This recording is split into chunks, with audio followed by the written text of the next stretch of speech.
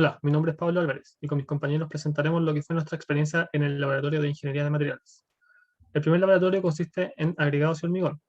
En el laboratorio de agregados pudimos experimentar varias cosas, tales como ver la diferencia que existe entre la masa de un agregado sin compactar versus un agregado compactado, donde en un contenedor cilíndrico de dimensiones 16 centímetros de alto por 11 centímetros de diámetro y masa 3,4 kilogramos se obtiene como resultado que la masa no compactada es de 4,3 kilogramos versus la masa compactada de 4,8 kilogramos, es decir, prácticamente medio kilo más. En este laboratorio de agregados también pudimos hacer un estudio tamizado con diferentes tamaños, desde una muestra aleatoria, usando una serie de tamices disponibles en el laboratorio, en el cual se presenta la siguiente tabla como resumen de las masas retenidas en cada tamiz. Finalmente, en este laboratorio de agregados pudimos experimentar con agregado fino, es decir, arena, el cual se sometió al experimento de humedad con dos agregados, donde se le aplica secado a la muestra de arena para así lograr un secado controlado. Luego, midiendo con un cono de ensayo de humedad, al cual se le agrega en su interior la arena respectiva, se compacta y una vez retirado el cono, la arena debe formar un cono perfecto. En este caso podemos hablar de arena saturada superficialmente, es decir, el estado SSS. Luego, la parte 2 de este primer laboratorio consiste en la mezcla de hormigón. En este laboratorio, los grupos de trabajo nos separamos en un principio con una labor cada uno, la de obtener las cantidades necesarias de cada ingrediente para el hormigón, teniendo en cuenta un 25% extra de cada uno de estos materiales, para así asegurarnos de no quedarnos cortos con la mezcla. La cantidad de cada ingrediente usando un 25% extra fue para el cemento 17,9 kilogramos, para la gravilla 31,8, para la arena 35, para el agua 13,1. Una vez listos con todos los materiales, se comienza a hacer la mezcla agregando los materiales en porciones, es decir, no todo de una misma vez. Todo esto con el uso de la betonera, con la cual el mezclado es mucho más eficiente y menos costoso. Luego de estar todos los materiales incorporados a la mezcla, se sigue mezclando hasta que esta quede homogénea. Cuando se logra esto, la retiramos de la betonera y se toma una muestra de la mezcla para hacer el ensayo del cono de Abrahams, el cual sirve para medir la fluidez del hormigón creado. Este básicamente consiste en llenar el cono de mezcla de hormigón, compactarla, enrasar la superficie, es decir, dejarla plana, y limpiar la base de exceso de mezcla. Hecho esto, se levanta el cono a velocidad moderada, observando cómo cae la mezcla de hormigón, midiendo así cuánto ha sido la disminución de altura del hormigón con respecto a la altura que tenía originalmente el cono.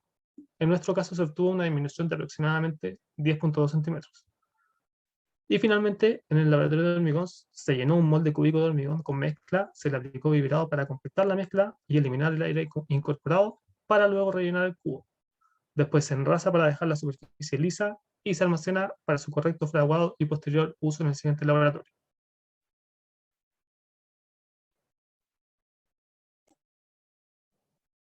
Hola, mi nombre es Francisco Rodríguez y les voy a explicar brevemente la experiencia de los laboratorios 3 y 4 de Ingeniería en Materiales correspondientes a hormigón y ladrillo.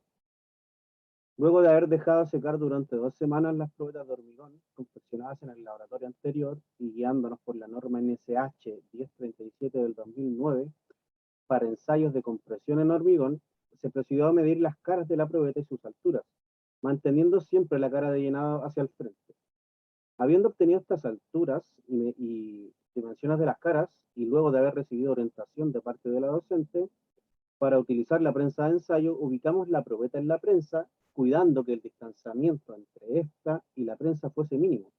Posterior a esto se da inicio a la prueba y luego de aproximadamente 2,5 minutos se obtienen los resultados. Este resultado fue de 48 megapascales aproximadamente de resistencia a la compresión. Para el ensayo de tracción por flexión regulado por la norma NSH 1038 del 2009, se determinaron, tal como lo indica la norma y de acuerdo a la imagen que estamos viendo, los puntos de carga y soporte para realizar el ensayo.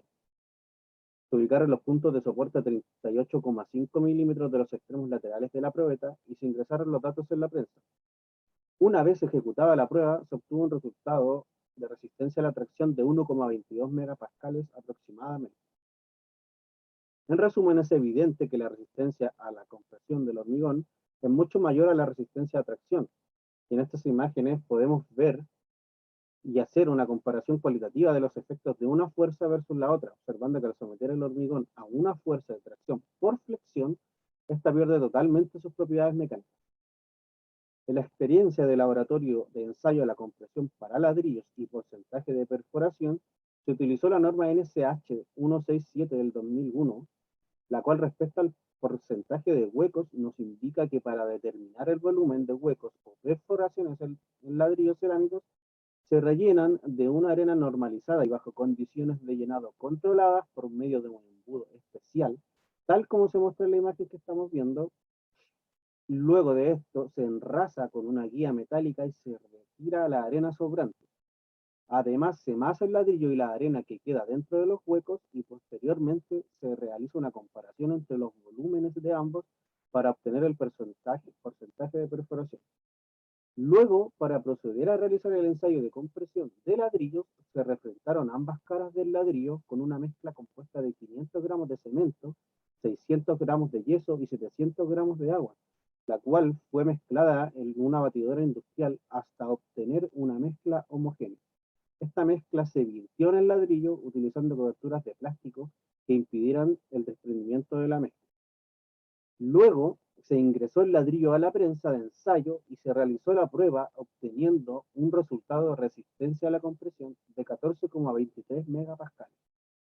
En la imagen que estamos viendo podemos ver como una de las caras que no están en contacto con la prensa presenta una grieta que evidencia la ruptura del ladrillo por compresión. En esta tercera sesión experimental, el laboratorio está dedicado a la madera. Como vemos en pantalla, vemos los elementos utilizados. Para realizar uno de los ensayos de madera, se estudió la norma chilena número 176 del año 2013. Se introducen los electrodos en la probeta cúbica A y se obtuvo un 7.3% de humedad en la madera. Posteriormente se realizó el mismo proceso con la probeta cúbica B y se obtiene un 61.1% de humedad. El método para realizar el ensayo de compresión paralela, que vemos en la siguiente imagen, y vemos el listado de elementos utilizados, se introduce la probeta previamente marcada al centro de ella con una longitud de 150 milímetros entre cada marca. Como se puede apreciar en la imagen, luego se aplica la carga de forma continua hasta alcanzar la carga máxima, que en este caso corresponde a 11.3 toneladas. Luego vemos la determinación de las propiedades mecánicas del ensayo de compresión perpendicular a las fibras. Vemos el listado de implementos utilizados y se estudió en este caso la norma chilena 974 del año 1986. En el proceso se introduce la máquina de ensayo para compresión, la probeta previamente marcada al centro, un área de 5 milímetros por 50 milímetros con 50 milímetros de separación desde cada extremo hacia el centro en forma perpendicular. Luego se aplica la carga de forma continua hasta hundir la placa metálica 5 milímetros y obtener la carga asociada a ello, que corresponde en este caso, como vemos en pantalla, a 2.6 toneladas. En el laboratorio número 3 de asfalto, tenemos la determinación del punto de ablandamiento mediante el aparato de anillo y bola. Para esto se estudió la norma número 2337 de la norma chilena del año 1998. Vemos los implementos que se utilizaron y para el procedimiento se vierten 600 ml de agua destilada hasta cubrir ambos anillos de bronce, cada uno con asfalto en el centro y una bola de acero sujeta en el centro por las guías de bronce. Una vez sumergido en el vaso, se procede a calentar el agua por medio de una estufa para medir la temperatura con que logra desprenderse la primera bola de acero y el rango de tiempo que hay entre el desprendimiento con la segunda bola de acero y su respectiva temperatura de desprendimiento. Tal como vemos en pantalla, para la primera muestra de desprendimiento por ablandamiento del asfalto de la bola de acero, se obtuvo una temperatura de 62 grados Celsius y para el segundo desprendimiento 63 grados Celsius. El lapso entre el desprendimiento de una bola y otra es de 3.5 segundos. El próximo ensayo corresponde al ensayo de penetración, que se estudió la norma chilena 2340 del año 1999. Los implementos utilizados los vemos en pantalla y aquí se mide la penetración de la aguja durante 5 segundos en una muestra de asfalto. Este procedimiento se repite 3 veces y se obtiene un promedio de la medida de penetración. Los resultados obtenidos dieron un promedio de penetración correspondiente a 7.13 milímetros. Vemos la máquina utilizada en pantalla. Por último, el ensayo de punto de fragilidad de Frax no se pudo llevar a cabo ya que por factores de tiempo y no encontrarse las condiciones para poder experimentar, no se pudo realizar. Esta ha sido nuestra presentación. Muchas gracias. Raúl Sánchez.